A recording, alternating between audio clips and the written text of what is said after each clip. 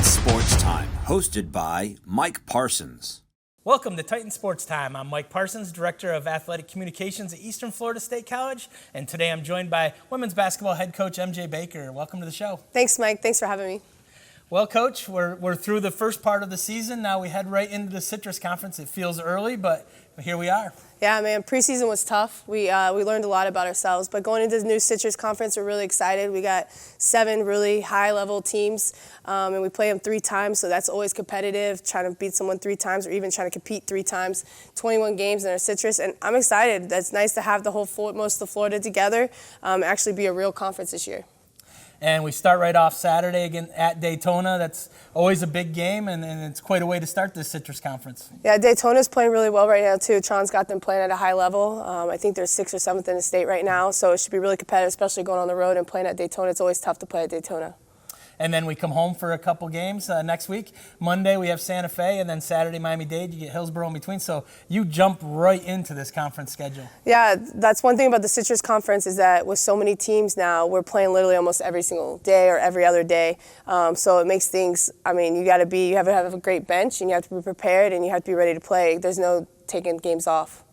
And talk about this team. It's a much different team than last year's, but, you know, up top, Amelia Hassett, we have to start with her. She's had a really good start to the season. Yeah, Amelia, I call her my unicorn. She does everything.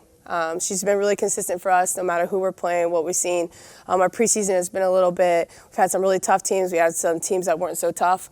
We haven't had really in the middle, any middle teams, so Amelia's been consistent every single game no matter who we face. So she's definitely our leader when it comes to on the court and even off the court. And then you have some really good experience coming behind her. We have Jaden, who's transferred from Division I, along with some returners, Rosa and KK as well. And then we got the backcourt with Ashley and Azaria are both really good freshmen we've added to our roster as well. Talk about how that's kind of been, because you did lose a ton of players from last year's run. How has that kind of been as everybody's kind of molding together now? Yeah, with junior college, the blessing is we get to coach a lot of different players every single year, which has been an awesome opportunity. But we did lose 11.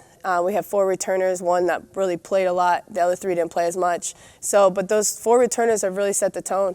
And then we've added some good transfers, but I believe that's how junior college ball is becoming. It's just you're lucky to get them for 2 years. You're blessed to have them for 1, so we're blessed to have this group for 1. And it's a lot of growing pains early, but we're hoping that things start settling in and we start seeing the harvest.